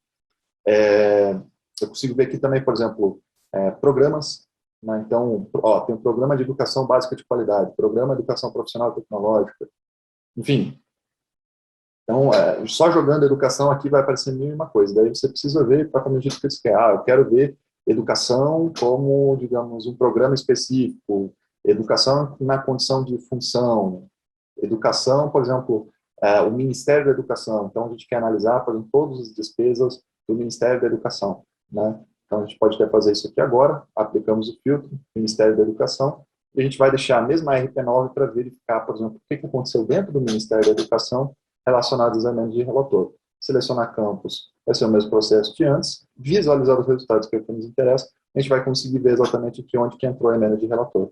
Então, a gente verifica aqui, por exemplo, que teve recurso empenhado no próprio Ministério da Educação, na parte direta, relacionado a ações de apoio, extensão, a expansão, reestruturação, modernização das instituições federais de ensino superior. A gente também consegue verificar, por exemplo, que dentro da Universidade de Brasília existia uma dotação, né, mas que esse valor não chegou a ser empenhado, propriamente dito, então vocês conseguem verificar aqui. Em termos de gasto, o gasto realmente, como o Renato inclusive mencionou aquela questão da Covaxin, ele passa a existir, ou a gente passa a ter um recurso destinado para uma compra específica quando ele está empenhado. Né? Então, a gente pode verificar aqui que, apesar da Universidade de Brasília ter uma dotação custeada com a RP9, no final do dia, essa dotação foi atualizada, né? Então zerou-se a dotação e não foi empenhado nenhum recurso com isso. Né? Por outro lado, aqui eu posso pegar, por exemplo, o FNDE, Fundo Nacional de Desenvolvimento da Educação, e aqui eu consigo verificar quanto recurso foi empenhado para cada uma das ações. Né? Enfim, em síntese, é isso aí, pessoal. Vou passar o volume de novo. Pode voltar, Renato. Beleza, pessoal. Então, seguindo, a gente tem também o quarto item que é importante da Lei de Acesso à Informação da Transparência Ativa, é as informações específicas sobre procedimentos licitatórios e contratos. Eu acho que esse ponto é muito importante no dia a dia de vocês, né? Porque daí saem muitas notícias, aí pode ter alguns vícios que podem ser já irregularidades que a gente tem que estar atento no nosso dia a dia, pode ser que tenha algum tipo de demanda para fazer algum tipo de verificação, enfim. O painel, de novo, o portal de transparência ele surge como uma ferramenta importantíssima para isso. Né? Existem painéis lá específicos sobre licitação, sobre contrato. De novo, se vocês colocarem o nome da empresa lá, naquela ferramenta de busca, o nome completo da empresa ou o CNPJ, vocês vão achar muita coisa, todos os contratos que ela tem, com a administração pública, vocês vão poder fazer essa pesquisa facilmente pelo portal da transparência, tá?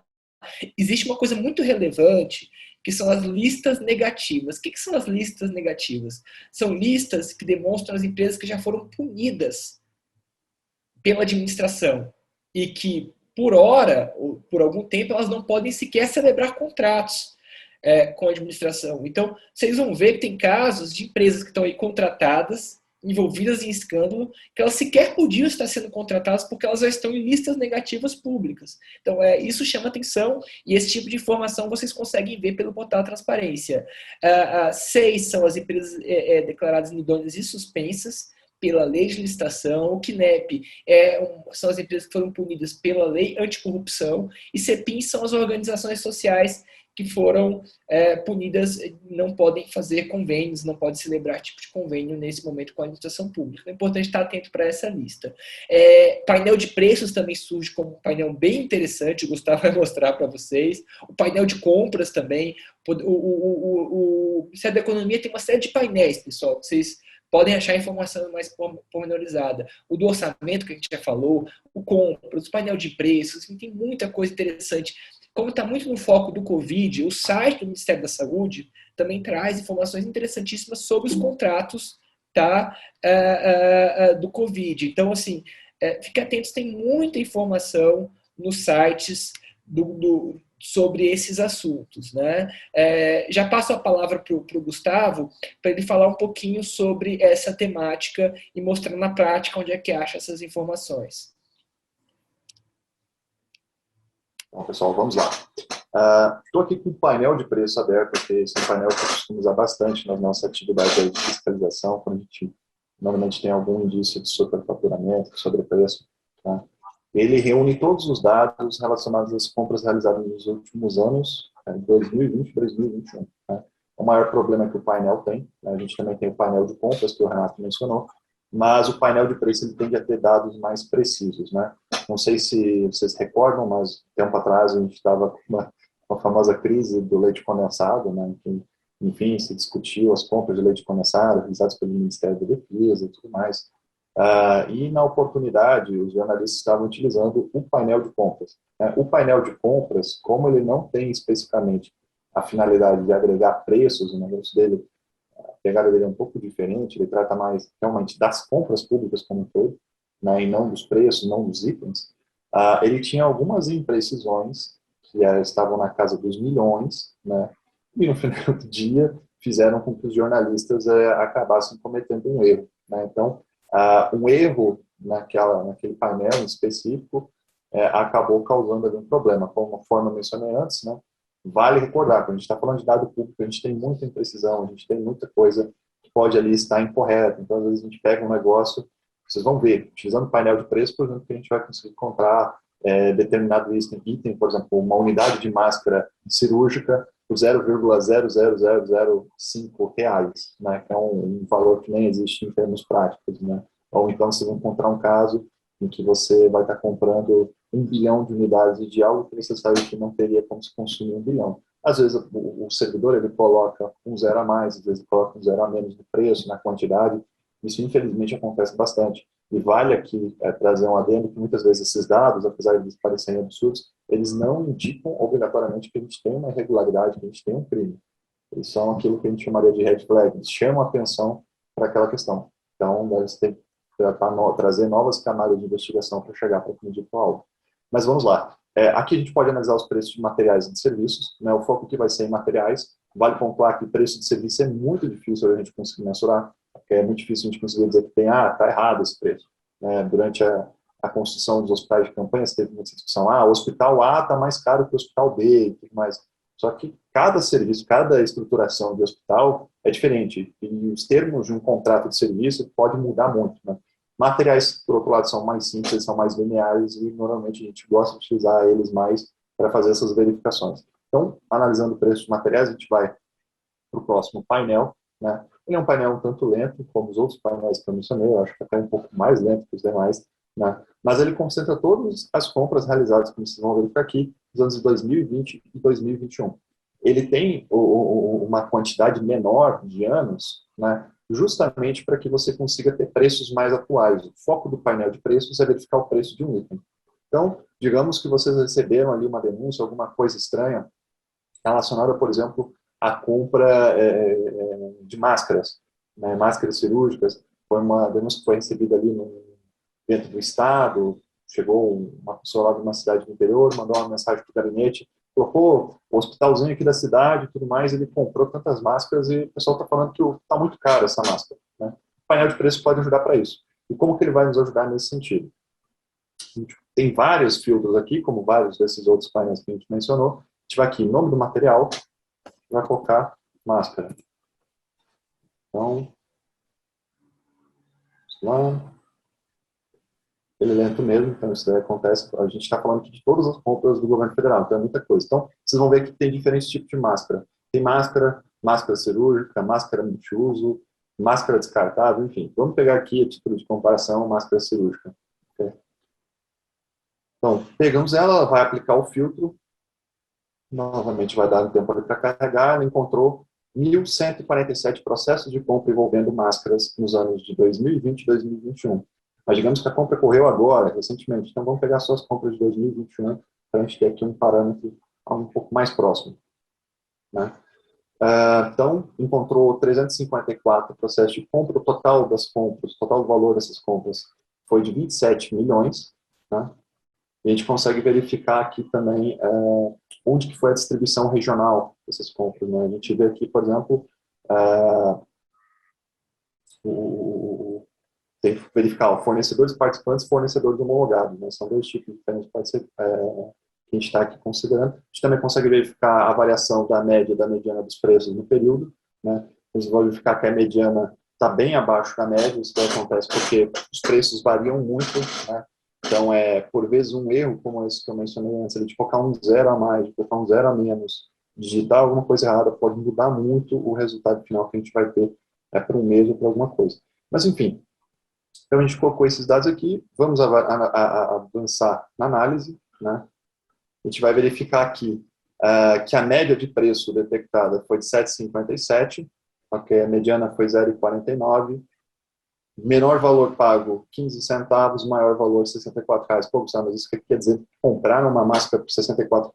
Não, tem outro filtro aqui que é muito interessante ser utilizado, que é a unidade de fornecimento. Isso aqui é um detalhe que às vezes o pessoal esquece de olhar, mas fundamental. Então aqui, ó, todas essas compras aqui são de unidade. Então, unidade, pronto. Então, sim, os R$ 64 foi o valor que foi pago numa unidade, em específico. No Brasil, a gente pagou em algum canto uma unidade de R$ 64. Provavelmente deve ter sido um erro no sistema, ok?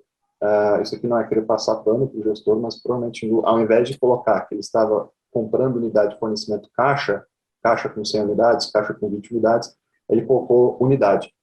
Isso é uma coisa que acontece bastante nas nossas pesquisas. Então, nesse caso, a gente utilizaria a mediana, talvez a própria média, para conseguir detectar um preço melhor, né?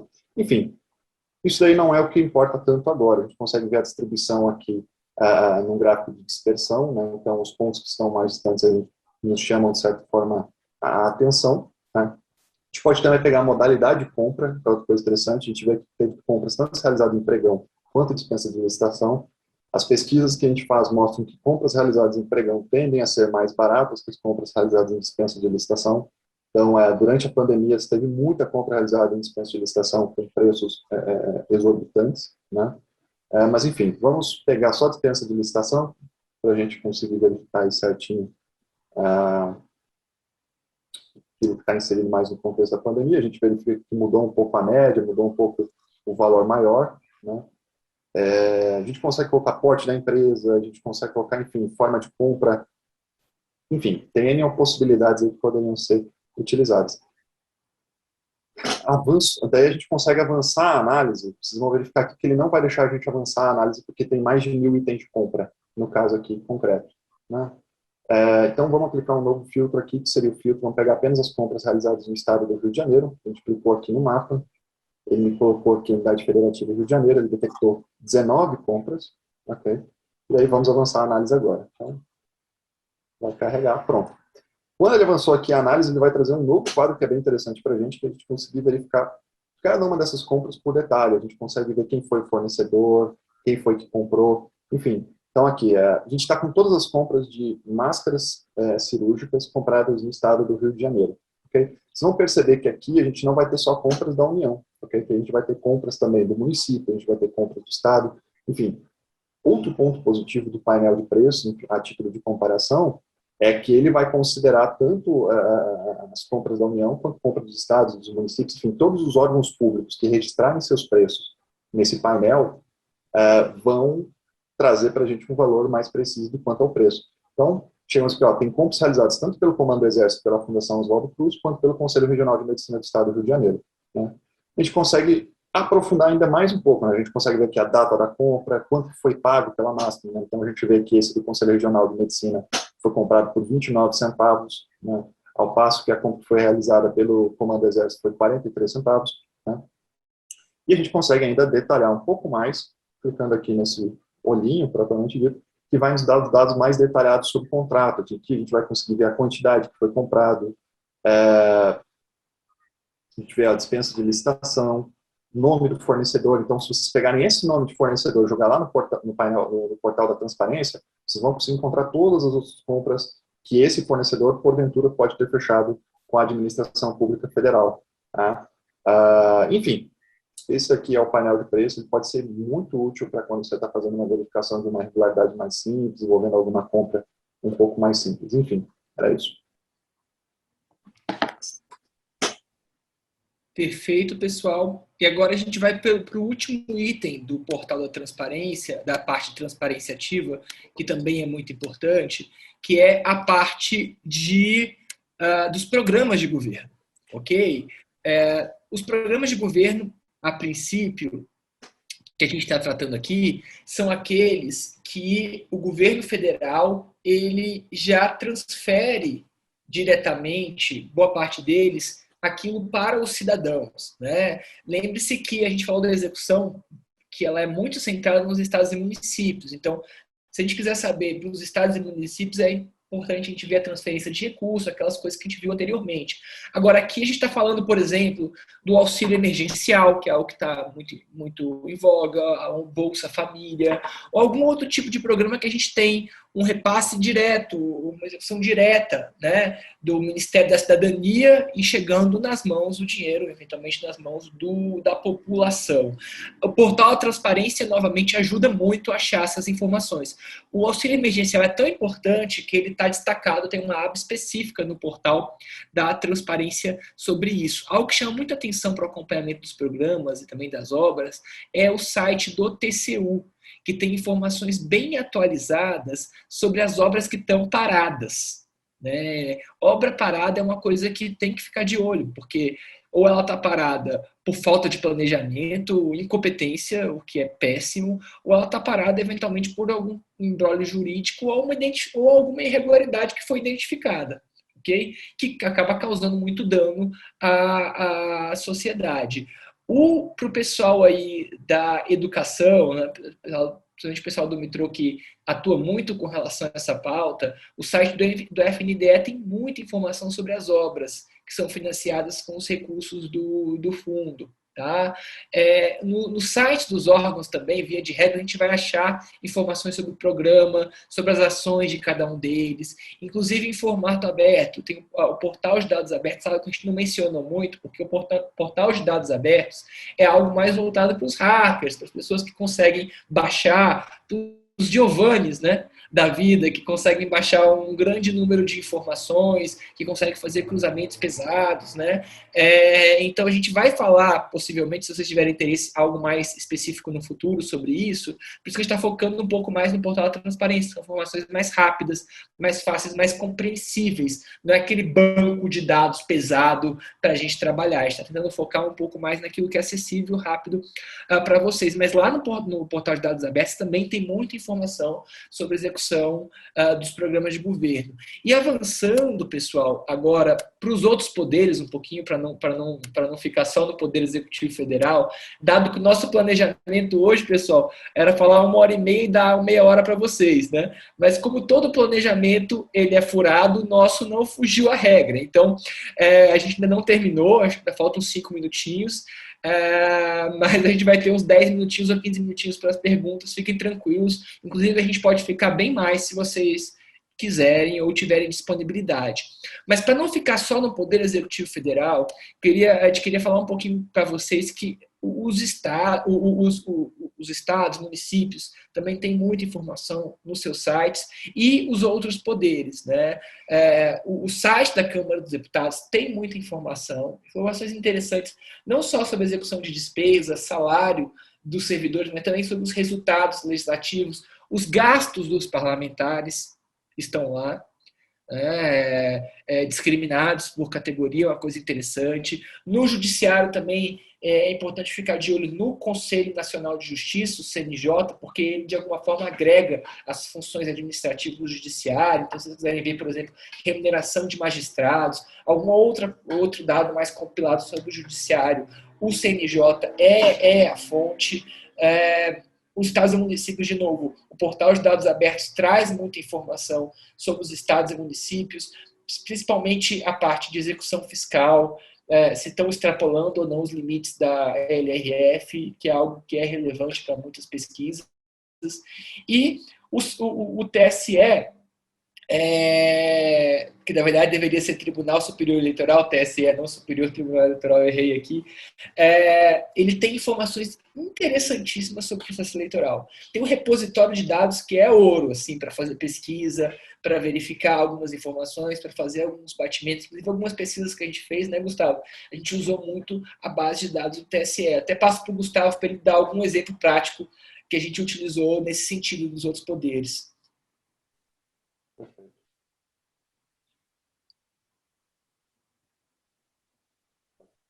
Novamente, pessoal. Então, pessoal, agora eu vou falar um pouco sobre o painel de divulgação de candidaturas e pontos eleitorais. Isso aqui é um dado muito interessante, pessoal que mexe com campanha e tudo mais. Não só isso, o pessoal quer também investigar, por exemplo, o passado político de alguém, alguém que talvez já tenha concorrido a algum processo eleitoral. Enfim, tudo que é dado relacionado às campanhas eleitorais, às despesas de campanha, a quantidade de votos que vocês vão conseguir encontrar aqui, né? A primeira coisa que a gente tem que aqui observar é o lapso temporal, né? Aqui a gente está falando das eleições municipais de 2020, mas vamos pegar, em específico aqui, as eleições de 2018, foi aquela na qual os nossos deputados conseguiram ingressar. Então, selecionando aqui 2018, vai carregar, e daí aqui a gente vai conseguir verificar tudo, desde a campanha de presidente até a campanha de deputado distrital, a campanha daqueles que foram eleitos suplentes, a senadores, enfim. Então, vamos lá. Para a gente aqui poder pegar a região sudeste, né, estado de São Paulo, vamos verificar que eles concorreram a deputado federal.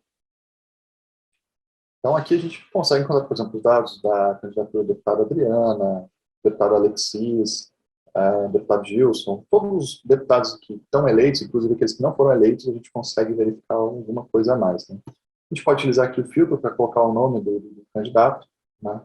Eu vou pegar aqui a esmo, vou verificar aqui, enfim, a Adriana Guedes do Patriota. Não sei quem é. Então, a gente consegue ver a fotinha da Adriana Guedes aqui, ela não foi eleita, né?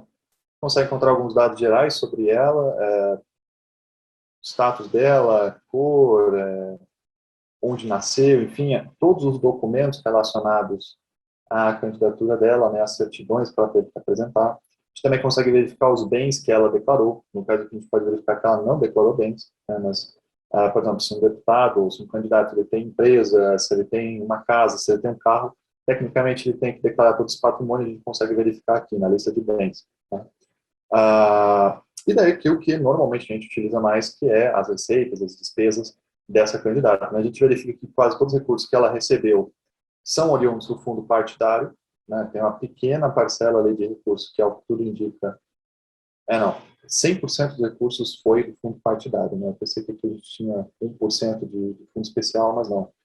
Tudo veio do fundo partidário, né? Vale lembrar aqui que as campanhas elas são financiadas tanto com recursos particulares quanto recursos do fundo partidário do fundo especial. E daí aqui a gente consegue detalhar um pouco mais, a gente consegue verificar, por exemplo, as despesas, as receitas. E das despesas, que é o que nos interessa, a gente consegue verificar todo mundo que ela contratou para a campanha dela, né? Então a gente verifica aqui que ela passou recursos para o Diretório Nacional do Patrimônio, do Patriota, isso é uma prática bem comum, passam muito recurso de um para o outro, né? Então, por vezes vocês vão ver que tem muito recurso, boa parte das despesas de um grande cacique político é repassar dinheiro para a campanha de outros candidatos, por exemplo. Então, você vê também que ela repassou dinheiro aqui para o Diretório do Estado de São Paulo. Enfim, a gente consegue ver que ela também passou 2.500 para o Claudinei da Silva, provavelmente deve ter sido alguém que estava trabalhando para ela. Olha, ela pagou 2.500 para o Claudinei para uma alocação de veículo, né? Então, perfeito. A gente consegue também verificar aqui que para essa print gráfica foi publicidade por material impresso, né? Então, isso aqui é interessante porque, por vezes, você consegue encontrar algumas coisas peculiares aqui.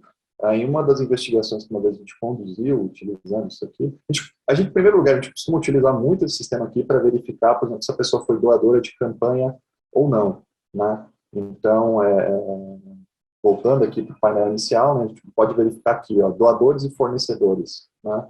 Aqui, a gente colocando qualquer nome que a gente se recordar, a gente consegue encontrar, por exemplo, se a pessoa foi doadora ou não. Não lembro agora exatamente o vamos pensar.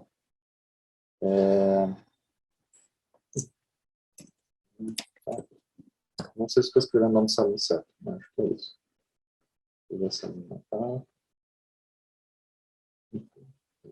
Então, vocês vão verificar, José Salim Matar Júnior, né? A gente consegue verificar aqui que ele foi doador de campanha, né? O Salim foi um dos maiores doadores de campanha, financiou várias candidaturas direitas, a gente consegue ver aqui todo mundo que ele beneficiou. Então, a gente consegue ver, por exemplo, o Zema, o Ricardo Salles, Rodrigo Maia, enfim, o próprio Thiago Mitrô, enfim, todo mundo que recebeu recurso de doação do Salim, a gente consegue verificar a partir desse sistema aqui.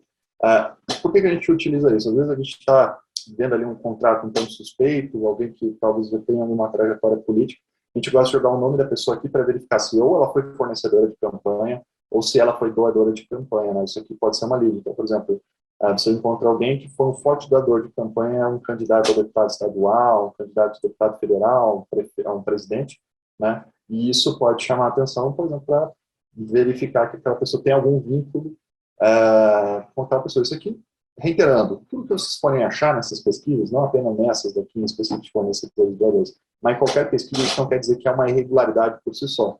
São coisas que chamam as nossas atenções, né? Então, você vê que, utilizando esse sistema em algumas pesquisas para verificar o passado de alguns coordenadores estaduais da FUNASA, né, que é um dos principais órgãos de termos de saneamento básico do país, a gente constatou que vários dos coordenadores estaduais foram candidatos pelo PSD, por exemplo. Então, alguns foram candidatos a vereador, outros foram candidatos a deputado federal, deputado estadual, enfim. Então, a gente consegue verificar que aquela pessoa ela tem algum vínculo com a política, né? Existem outros painéis aí bons, não necessariamente painéis públicos. Gostaria aqui de citar um site, o Brasil.io, não vou abrir ele, mas se vocês forem consultar, ele tem vários dados públicos estruturados, principalmente o pessoal que gosta mais de ciência de dados, o pessoal que tem um pouco mais de Excel e Python e assim por diante, né? Mas, enfim, então, basicamente, acho que essa era a nossa última demonstração. Então, Renato, manda ver. Beleza, obrigado, Gustavo. Pessoal, aí a gente chega ao fim do que a gente está se propondo para hoje, né? O nosso objetivo hoje, só para recapitular, era justamente trazer para vocês que tem muita informação pública, que a lei de acesso à informação foi um marco para as nossas atividades, que existem diversas obrigações na lei para que os órgãos e entidades divulguem as informações e que essas informações têm sido cada vez mais acessíveis tanto nos sites dos órgãos e entidades, mas principalmente, esse é o recado que a gente queria dar e mostrar para vocês, nesses sites estruturantes, gerenciados pela CGU, como o Portal da Transparência, e nos outros gerenciados pelo Ministério da Economia, como o painel de preços, painel de compras, o CIOP, a parte de orçamento, e também os outros poderes, né? O Gustavo acabou de mostrar um exemplo bem legal do repositório de informações eleitorais do Tribunal Superior Eleitoral, do TSE. Então, o objetivo hoje foi justamente mostrar as informações que existem, como elas podem ser encontradas. Logicamente, foi muito conteúdo para pouco tempo, ok? E isso está dentro de uma visão mais ampliada de um módulo básico, um curso básico de fiscalização. Né? Em outro momento, no módulo 2, se eu não me engano, a gente vai falar dos cases de fiscalização, mostrando como é que encontra o indício de irregularidade, como que procede. Vai ter um outro que a gente vai falar especificamente sobre as ferramentas de fiscalização, que vão desde o pedido de acesso à informação, a um requerimento de acesso à informação, uma proposta de fiscalização e controle, como é que faz para acompanhar, né? E a gente também vai ter um tópico bem específico sobre gastos públicos, para a gente detalhar um pouco mais essa questão. Mas já deixo aberto agora para vocês, já agradecendo a participação de todos, deixo aberto para as perguntas e também para que vocês nos indiquem, sei lá, gostaria de entender mais sobre o portal Transparência, sobre o painel de preços, queria uma coisa específica sobre isso, aquilo, até para nos dar um norte, para que a gente possa aprofundar esses pontos nos próximos modos que vão seguir. É isso, a gente agradece, né, Gustavo, a participação de todos e deixamos aberto para as perguntas. Muito obrigado.